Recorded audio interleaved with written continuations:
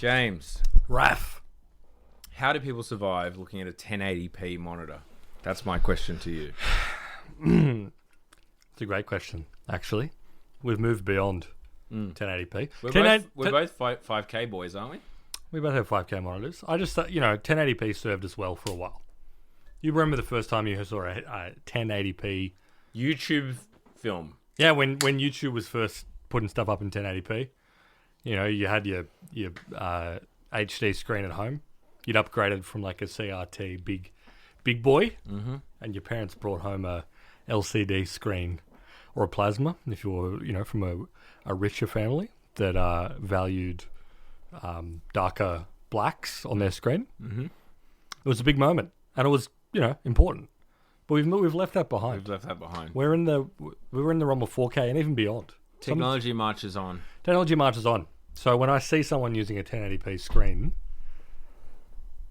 I just don't understand it. It sickens me. Yeah. Anyway, we say this because I just donated to my friend a 4K monitor as a donation. That few people would have that sort of charitable spirit as you do. Thank you. Few people would have. I'm a philanthropist. You're a philanthropist, yeah, exactly. When was the last time the Catholic Church did something like that? Yeah, gave my friend a 4K alms for the poor, as they say.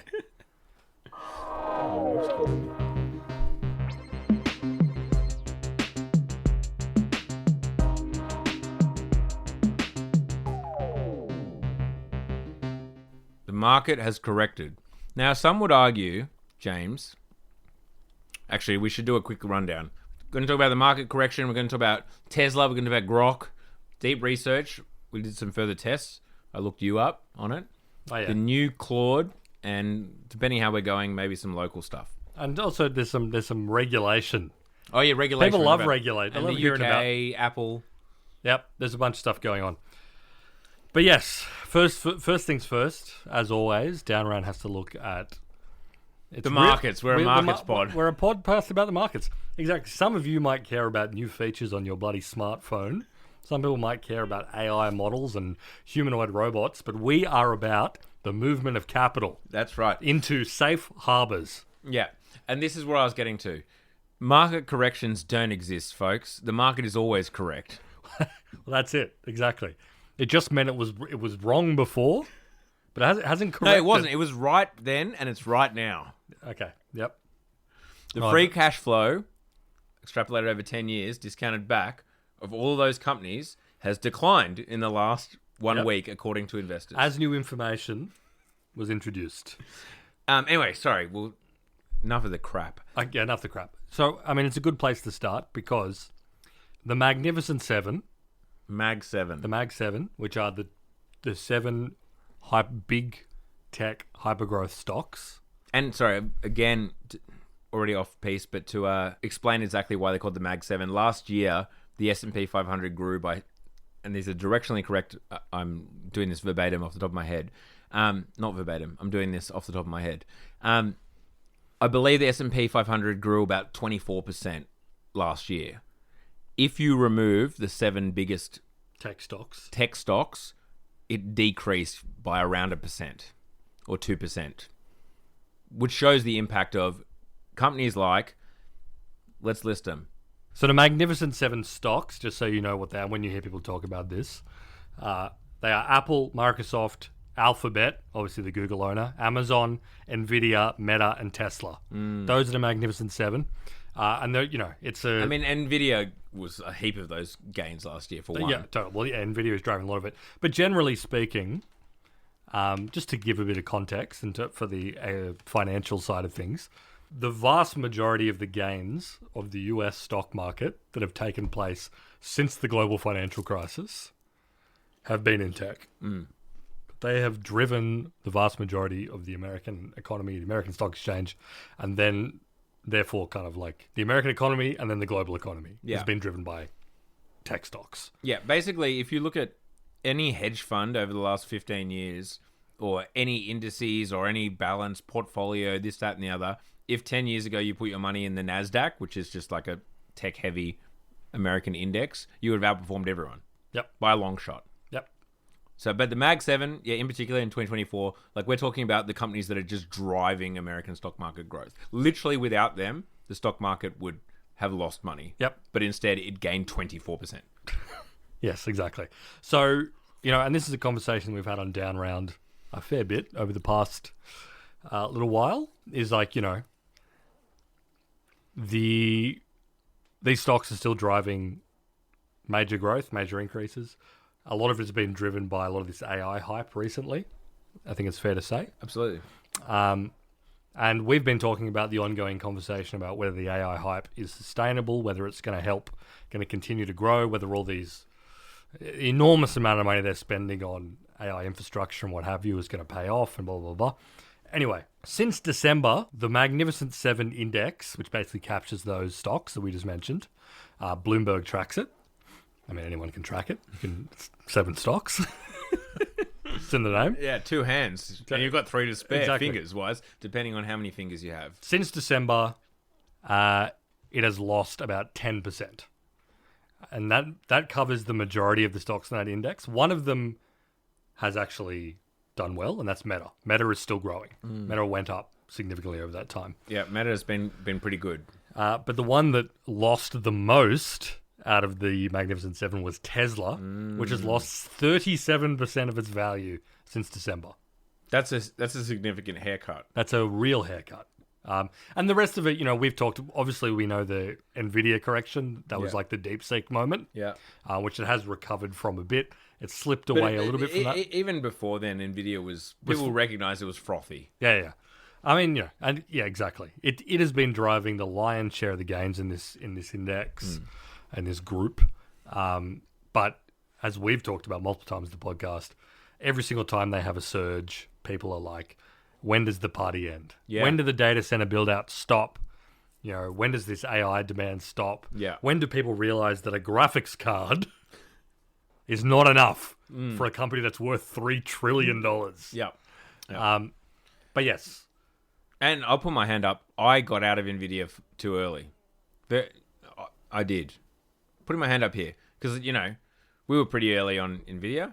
Yep. In that, everything's relative. There were people who've been investing in NVIDIA for 10 years, I'm sure. But, we did episodes on NVIDIA a couple of years ago. But I got out because I thought it was a little frothy. Unfortunately, I was before the $2 trillion mark. So left some alpha on the table there. Regardless. Which we rarely do. Again, caveat, not financial advice. Right now, the down round portfolio is down. So if you listen to us, you would be losing money. So this is not financial advice. Yep. Caveat, now I'm going to talk in marketing parlance. Yep. You can't get more alpha from any other podcast in the entire world. That's right. Yep. So even though we're down, everyone else is down more. Exactly. But not financial. Anyway, sorry. Mag 7, Tesla is a fun one to look at because It's the fun one to talk about. The other ones, we're talking about this AI correction and people figuring out where that lands. There is one interesting little tidbit where, as we've had this correction over the last kind of week or two in particular, Apple and Microsoft has done okay. In particular, Apple. There's like this, the market will be down, but Apple will be up 0.5%. There's this, I guess, this retreating back to the idea that regardless of what happens and what plays out with this AI stuff, Apple's kind of the safe stock. Again, not financial advice. I'm just saying this is what I've witnessed in the market over the last few weeks. They have really started to diverge in terms of what is driving the changes. Obviously, companies like Meta are really Meta and Google and Microsoft, even Microsoft really, are quite exposed to what's going on in AI. Apple have evaded some of that by being quite shit at doing AI. Yeah, totally. They still, don't get me wrong, they have problems. Like they're as we've talked about on Down Around, their market share is slipping in China. Although there was a funny, I don't know if you saw, Apple struck a deal with Indonesia. This was like this was news today or yesterday. Apple struck a deal to invest $1 billion in Indonesia. They're now going to manufacture like at least half of all AirPods. Yeah, not AirPods. AirTags. AirTags in Indonesia. In exchange for basically, because at the moment the iPhone 16 is banned. Yeah. And you can see Apple doing like big brain. They're like, okay, we're losing a little bit of Chinese market. Indonesia is an upcoming country. Well, it's fifth biggest population in the world. I think Fourth largest. 100 Fact check us on this. 200 and something million people. Maybe slightly more than that. A lot of them are young people, and so they're looking at that and being like, oh, we can offset our losses in China by picking up a bunch of people in Indonesia. That means we have to agree to bizarre industrial policy that half of our air tags are now built in Indonesia. And also, this is also a funny thing, they agreed to like train Indonesians up in like R&D, but not to like, although yes, they are agreeing to like have some sort of R&D center in Indonesia, which has got to be the biggest like, oh yeah, we'll do stuff there. Yeah. But also like training them up to build up some sovereign capacity to make their own smartphone company.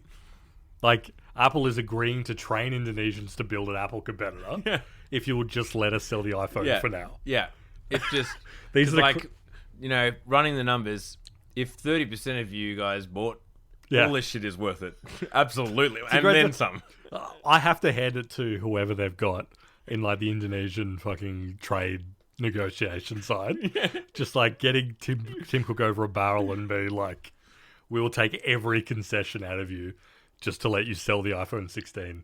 Yeah, but I mean, the flip side is, Apple being like, on the one hand, you get training center that costs us nothing. $5 million a year, maybe. On the other side, we get access to a market of more than 200 million people. Totally. Yeah, you're right. Absolutely. But, like, there's a lot of countries that are not doing that. They're not doing that. That are not banning Australia is certainly not banning the iPhone unless they, like, make fucking their Apple HomePods in fucking Darwin, That'd be cool.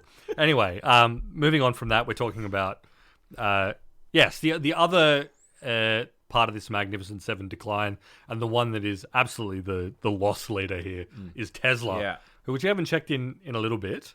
And to give you an update, we don't need to give you an update on Elon Musk. No. He comes up a fair bit. Yes. Unfortunately, by him being like the scheming vizier of the most powerful man on earth, he pops up. And also the fact that he's in space travel and AI and cars and... Owns a social media platform. The tunnel digging, but you don't hear about them much. No, you don't hear about the boring company. You don't hear about them so much. Tough nut to crack. That's true. And like, what's the TAM on digging tunnels? Everyone will be traveling via tunnel. That's true. But the funny thing is that since the last time we talked about Tesla, and that's when we talked about like their press conference with they announced their Optimus robot. Yeah, Optimus, yeah. You don't hear a lot of Elon Musk talking about Tesla currently. He's talking about a lot of things. He's posting, I would say, about 900 times a day. Mostly about immigrants. Yes. Occasionally about AI. Not a lot about Tesla. Sometimes about gaming. Gaming and like making gaming not woke anymore. But he... the only time you hear him talk about Tesla these days is when he's like approvingly retweeting some sycophant who's saying that self-driving is really good. Yeah. He loves retweeting those people. Yeah. But, okay, headline numbers. Tesla sales year on year in Europe down 45% in January. Yeah. That's a bearish signal. You don't have to be a stock market whiz. No. Well, let's even zoom out even more. Tesla's market share is declining in the US, Europe, and China. Yes. 3 key markets. Yeah.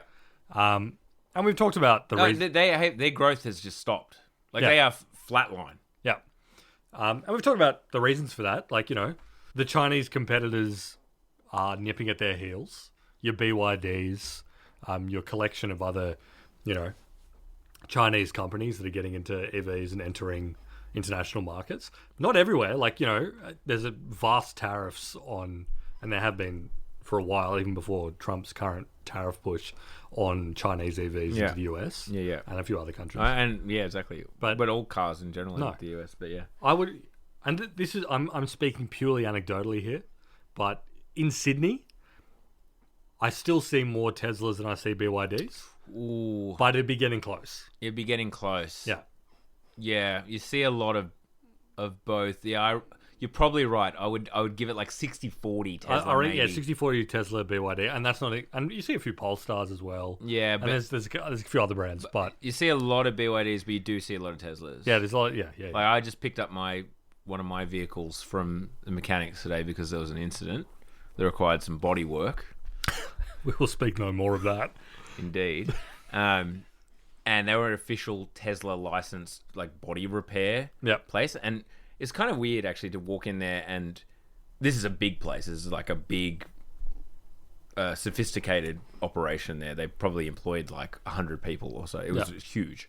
But that was the only brand that they had. Literally in two different places, these big like certifications on the wall, like officially certified Tesla body repair shop or whatever. It was like framed thing, and then another one that was like a framed Tesla like certificate of, or like there was obviously no BMW or like Mercedes like official certification plaques that were like on display, despite the fact that it is very strange. Anyway, sorry. That's anything, but point being, I saw a few Teslas there.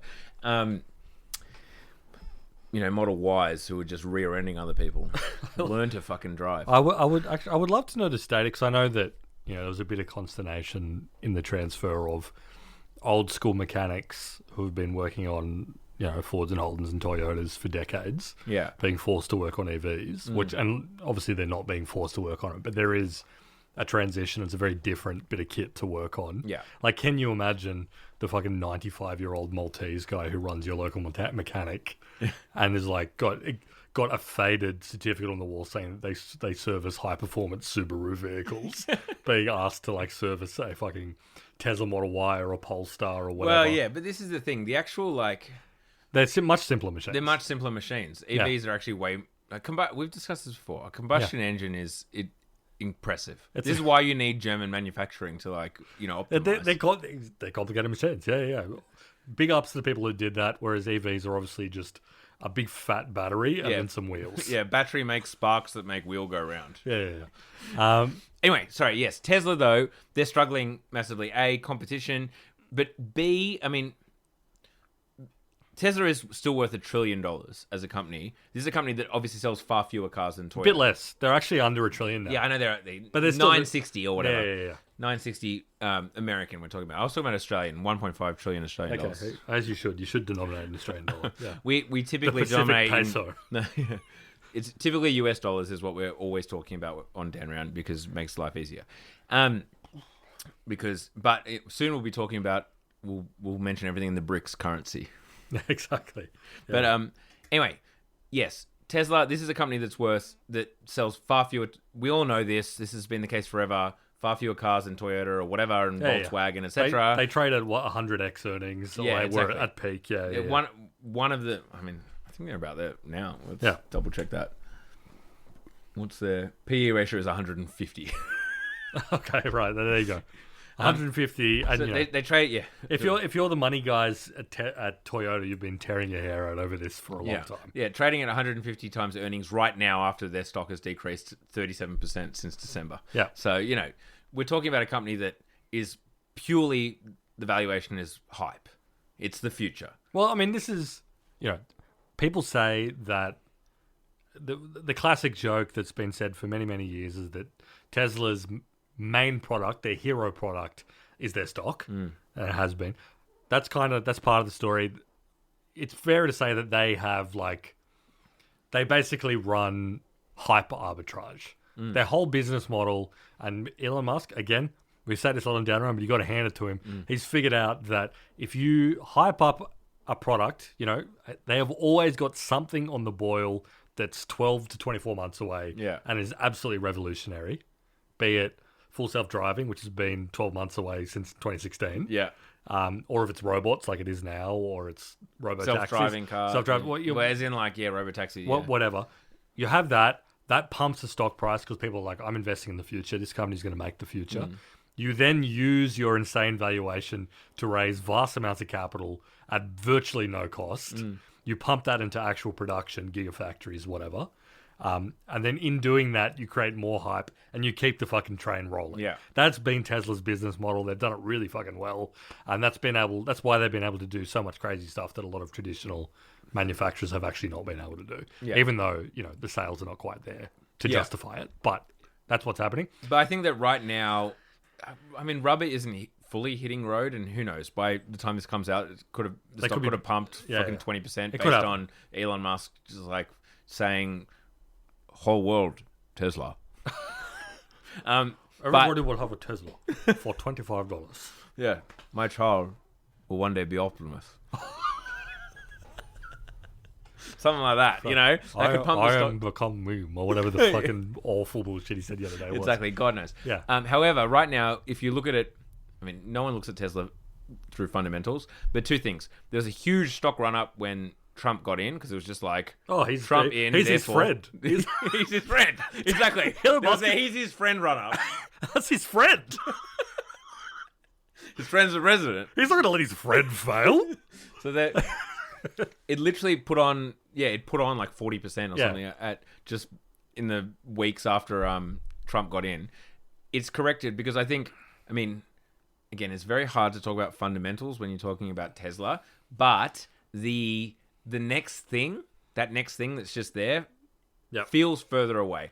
In particular, when you're talking about friggin' Optimus, a robot. The guy in your house robot. Like, that is harder for people, I feel, to imagine than, like, the car you get in and you drive. Imagine if you got to go on your phone instead of move the steering wheel. Yeah. Okay, I get why people get hyped on that. They're like, fuck me, this is a multi-trillion-dollar idea. Yep. I get to go on my phone when I'm driving and not be arrested. Genius. Yep. Maybe I can even start drinking while I'm at the wheel. Like, yes, I can see how people are like, and yeah, surely, like, my car can already park itself. So yeah, sure, full self-driving's got to be 9 months away. Absolutely. Cool. You can get pumped on that. But a dude in your house? A guy in your house. Yeah. And like the things... It just feels a bit like... And the things they're promising is like the psycho future stuff, robo-taxis, yes. Yeah, robo-taxi. You no longer own the car and stuff. It's like, I get the vision. I get to be in my car and not drive it. But like, fleet of robo-taxi? Yeah. It does sound a bit crazy. And there's also the fact that, like, back when, Tesla was pumping up their cars and they're being the future of batteries and power and whatever, there was a real sense of, like, nobody else is thinking like this. Nobody else is doing this stuff. Yeah. Toyota is fucking stuck in the past. They're never going to get away from combustion vehicles, whatever other manufacturer. Whereas now, as we've talked about in previous episodes, Waymo, which is owned by Alphabet, part of Google, are doing robo-taxi drives. You can order one in San Francisco, in Austin, in a bunch of other cities, Los Angeles. You can do that, and it's possible, and it works. So they are kind of catching up. Plus, as you said, the humanoid robot thing, there are other companies pitching this as well. They have funding. They're working on it. So it's not... There's a sense where it's like there are other people playing in this space who may beat them to the punch. So there's this sense of like, are they really like the fucking index fund for the future like they used to be? Yeah. And secondly, I hate to sound like a fucking bargain basement lib, I actually reckon that like the Trump stuff has taken some of the sheen off. I think that it has politicized a product. It's completely politicized it, and also split it in the sense that like people who loved Tesla in the past used to be big old libs that were environmentalists. Those people exactly. Are alienated. Exactly. And the people who vote for Trump think that EVs are gay. Exactly. And, maybe he's shifted turn the needle on that a little bit. With the Cybertruck, which apparently is selling very poorly. I think it's really splintered. Sorry. The yields are very terrible on the Cybertruck. Yeah. I think it's really like, it's splintered like the Tesla bulls into like a million pieces. Yeah. Like they're all so there are definitely like a core of like retail Elon lovers. Yeah. But I don't think it's growing like it used to be. And like it's become a political thing. It's tribalized. Yeah. And he did that to himself.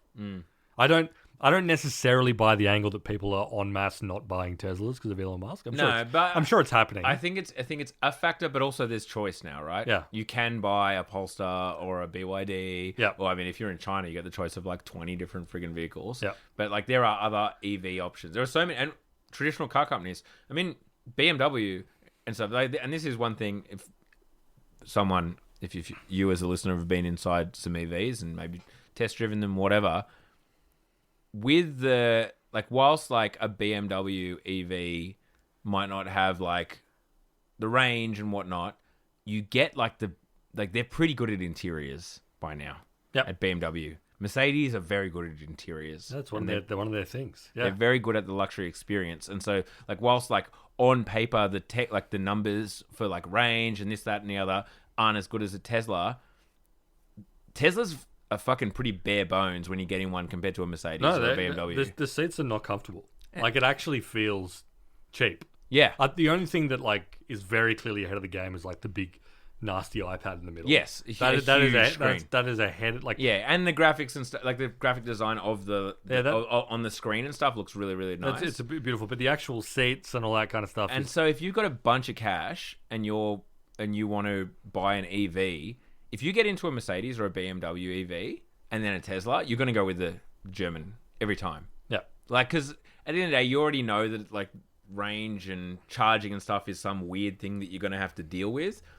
But those companies do have, the Germans in particular, but the Japanese, same, and obviously the Chinese seem to be doing a decent job. But I can. There's more competition. Is basically what I'm saying. Do you want to review the Mazda you were issued as a replacement vehicle when your car was in the shop for undetermined reasons? Now okay, sure, I did. I was given a courtesy car, a Mazda MX-5. I believe one of the most popular cars maybe 2 years ago or something like that. One of the most bought cars. To be honest, you changed my opinion on this because I was furious. I was like, this thing's shit. This is shit. New. It's the latest. This year. Whatever. Last year's model. I was like, this is shit. It's a piece of shit. Fuck this. How do people... I told you to be thankful. I taught you to be thankful. I said, there are starving children in Ethiopia who don't get a Mazda MX-5. That's true. It didn't have the bells and whistles of my other cars. However, actually the perspective you gave me is this is a base level car. It's a $34,000 car. And it has, CarPlay. It's big. Yeah, sure. It doesn't have a touchscreen, but the screen is still massive. All the basics you get, it was the basic. It was the base level Mazda. If you have no upgrades, and I'm a sucker for upgrades, right? I'm the reason these car companies make their 2% margin, right? Because I'm just give me all the upgrades, right? I cannot be left behind without upgrades. Yeah, it's that sort of social climber mentality that they prey on. Their business is. We need to make Raph feel humiliated if he doesn't buy these. Give me the luxury pack, the tech pack, and the sport pack. Right now. And the panoramic roof. And sure, pearlescent the fucking $150 a month for some reason. Yeah, I'll pay it. Yes, that's me. Anyway, I don't know how we got off piece of my Mazda review, but I've come around to the fact that the base level car nowadays is pretty good. It's pretty good. It's not for me. That's on growth. Yeah. It's not for me. But for some peasant who's not me, it's probably amazing.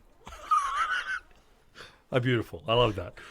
Anyway, so that's we've spoken about Tesla for a while, but it's an interesting way of looking at, because you may see some headlines. The Magnificent Seven is struggling. They're down. They can't recover to their level. And I'm sure we're going to have this conversation time and time again because, the AI build out, blah, blah, blah, blah. There's a bunch of stuff going on there. But just know that Tesla is the biggest drag on it right now. It's not doing amazing. But you're right. In some ways, you can look at it as the bellwether for the entire market. When things are frothy, Tesla is pumping. Yeah, exactly. And it's the first thing to sell off. And it's the first thing to sell off when people are kind of tightening the belt buckle, risk off. Yeah, exactly. So interesting that it's down, as we said, nearly 40% in a couple of months. But it'd be interesting to see. Obviously, it seems like they're really, really betting on some of these big, crazy things they've been promising. And they are crazy. Yes. They are big, crazy promises are actually going to come off. Well, right now, a robot in your house... In 2026? But, put a date... For me, 10 years. And that's optimistic.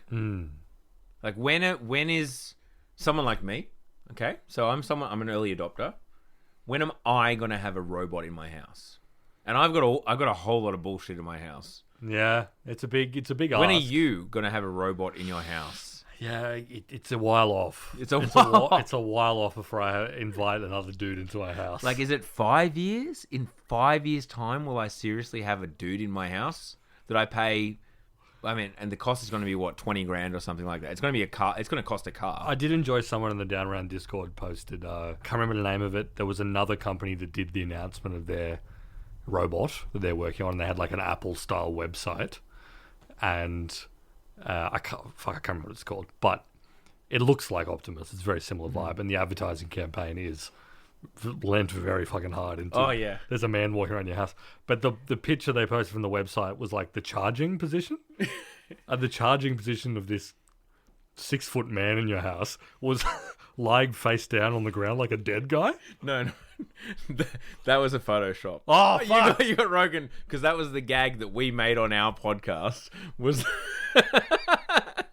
you got Rogan by the Down Around Discord. No, we made the gag that the charging position for the guy in your house will be lying face down, and so a clever person in the Discord. That's actually worse than Rogan, to be trolled by a joke that I made. That's real dumb guy shit. This may not even make it to the episode. Who knows? But yes, the thing about that I found very spooky about the ads was like one of the shots it was kind of, if you can imagine the windows, it's nighttime, the sun's down. The implication is that everyone's in bed, but like it's a shot from outside a house of a window with the lights on in the kitchen. And it's like the only room in the house where the lights are on, and like a robot just like doing the dishes. That looked sad as hell. I was like, that is the most depressing thing I've ever seen. Imagine if you saw that through your neighbour's window. Yeah. Like you're in the adjacent apartment or whatever, and you see a robot in there doing the dishes. You'd kill yourself. Well, I mean, my brother freaked out a few weeks ago. He stayed over at my place and crashed on the couch, and like we have robot vacuum cleaner, and he was like, "What the hell is going on in the kitchen?" Okay, well, if he hasn't experienced an iRobot or whatever the fucking... What's it called? What's the main one? Well, you've Roomba. No, I don't know. Roomba, yeah. I've got whatever the best Chinese Roomba competitor is. Right. It's called like I always forget the name of it. It's really good, though. It's got a mop function as well, which the Roomba doesn't. Oh, hell yeah. It's pretty good. Alrighty. If you got cats, it's good for the cat hair. Okay. Or a 3-year-old who friggin' doesn't know where his mouth extrapolate that out. If your brother couldn't handle that, imagine society when you've got to see a bunch of man-shaped robots walking around. Yeah, imagine you're crashing on your mate's couch and just the door just goes and just comes out in a slightly unhuman manner, like just slightly too fast. The door just opens and the classic. And just like a robot man just like walks past on his way to just put away some like washing or some shit. Like the classic experience, and then just lies face down. The classic. Everyone has it. You're like 19 or 20 years old. You crash at like a mate, or maybe 18 or 19 years old. Say you crash at like a mate's house after a big night out. Yeah. You're fresh in the world of being an adult, and you wake up on like the hot leather couch. Yeah. Your cheek is pressed to this hot leather couch. If you remove it, it's going to go... whatever. You're probably not wearing a blanket or whatever because it's summer and whatever. And you wake up and maybe it's like their parents' house and people are kind of like doing stuff. Like you hear like their sibling talking to their mum and you're lying on this hot, disgusting couch. Imagine that, but there's also a robot walking around. Imagine that, but a robot just kind of... You're half awake, half asleep, because let's be honest, you lay down on the couch at like 2:30 in the morning. You got no idea where you are. And it's like, now it's like 3:15 or something, and just like a robot just sits down at the chair next to you, goes, and its head just goes bang. It's like chin pumps against its chest. I feel sorry for the fucking Zoomers. It's just right there. Gen Alpha, because we didn't have to deal with that. We just had to deal with a sibling. But anyway, sorry. We're talking about well off in your base, house. but that's all right. Well, but point being, like, this is where, $500 billion of Tesla's valuation is in this? Like, actually, though, probably not 500. I know a lot of it would be in the robo-taxi thing. We've discussed this before. If you want, like, better analysis, we went through it. Like, my whole thing is I actually don't understand how that makes money. And It's the obvious reason why robotaxis won't make money is that Tesla are saying that they're not going to be an Uber. They're not running a whole robo-taxi service. They're going to sell the cars to the either small business owners who start their own things and rent out their friggin' fleet of them, or to the Ubers of the world. Obviously, if robo-taxi fleets made money, Tesla would just do it themselves. They wouldn't sell you the car. Yeah. Anyway, point being, that's the other big apparent growth driver. But again, it just feels a little way off. And as you say, it feels a little way off at the same time as another company, Waymo, are already doing it. Waymo aren't making any money either. No. But and actually, I'm going to throw something in here, and I know we've dragged on this topic for a little while, but here's another fresh bout of insight that I've been thinking about. Go on. We've talked about in the past that Uber at some point became deliberately the most boring company on earth. Yes. Right? Obviously it was when they IPO'd. They went from Travis Kalanick, red hot guy, pissed everybody off, yep, but also was very aggressive, smashed the taxi unions in many cities, steamrolled the governments in many cities, made Uber essential. And then the board and the investors were like, we cannot have this guy running a public company. Yep. Kicked him to the curb, brought in Dara Khosrowshahi, who used to be Expedia, another fucking incredibly boring company. Yeah. And he has successfully turned it into a company with no scandals that turns a profit. Yeah. You can argue about the accounting and whatever, but they seem I think they're pretty clearly in the profit zone. Yeah, I think that they are. I'll down around L this. Yeah, no, I didn't see it coming. They've done it. They've done it, and they did it by making it more expensive, paying people less, but also dominating the market, to be perfectly honest. Which is what the original thesis was. And part of it was also, and part of his the ruthlessness he did bring was being like, if we are third in the market for food delivery, we are leaving it. Yeah. If we are not making any progress in China and Russia and other countries in terms of being a rideshare, we will sell it to their biggest business. Well, yeah. Drone transport, get rid of it. Autonomous vehicles, get rid of it. Get rid of it. We're not going to, all this stupid this was all bullshit. We're not going to do it. What we are is we are essentially a logistics platform. And in the most boring way you could think of that. And that's what we do. And I think one of the payoffs from that is they accept none of the R&D costs of doing self-driving vehicles. Yeah. But I reckon because they have focused insanely hard on customer network, being the app that everyone has, and now they've turned it into an ad network. Classic. There's another down round thesis. If you're a tech company for long enough, you'll either become a bank or an advertising platform. Yeah. Because, it's because you've accumulated so many customer relationships, and that's the best way to monetize customer relationships. Absolutely. They will be the people that... And Waymo's already doing it. This is aggregation theory. That's Ben Thompson's thing, though, right? If you own the distribution, if you have the demand, if people use you, if you're the default for things, then you do win in the end. Yep. And as you say, it's if people are going to you to order food, well, then all of the people on the food platform have to start advertising to be at the top of your platform, the Amazon thing, etc., etc. So yes, it does seem likely that if autonomous cars happen and you're able to order them, you'll just do it through the same app that you order. You currently order people through. And they already are. You can, in certain markets, you can order Waymos through Uber. Yeah, but they won't own it. They will just take their percentage. They've become the logistics gatekeeper. And that has always been the genius of their business model, because all of the problems with, as we say, owning a fleet of EVs,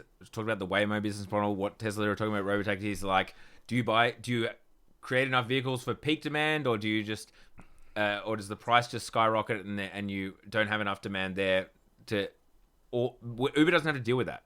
When they don't have enough drivers, they up the price and they have enough drivers. When COVID happens and there's no one wants to catch rides, well, what's the marginal cost for? They don't have a bunch of employees. They just scale down, they scale up with demand. Yep. That is the beauty of the business model of Uber, and which is why they're in the best place, because as you say, they don't need to worry about what the fucking cost of a autonomous car is. All they care about is we get a percentage of whatever the fee, whatever the cost right now. It doesn't matter if the car's autonomous or there's a driver in it to Uber. Yep. It just doesn't matter. And also, critically, this is incredibly legible to a public markets investor to see that pitch.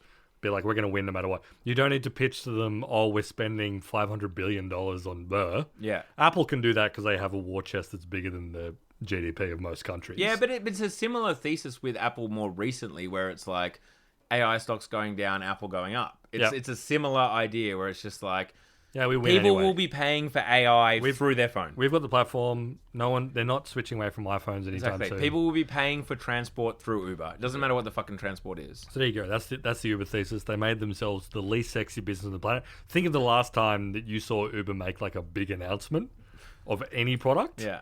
Other than they make quiet announcements of cancellations of former projects. But that's kind of stopped recently, and stock prices going up. Yeah, exactly. They figured it out, folks. We've run insanely long talking about this stuff, but I think it was interesting. We are going to save the rest of it for our paid episode. That's right. So if you're not a Down Around Premium subscriber, go to downaround.net, subscribe today, and you can hear us talk about everything else that we mentioned at the top of this episode. Well, yeah, Grok. Also, we've got to follow up on last week when you did a whole reading of me on your deep search using Perplexity. Yep. Guess what, folks? I did one on you, James. But I used like a proper platform. Yeah, okay, cool.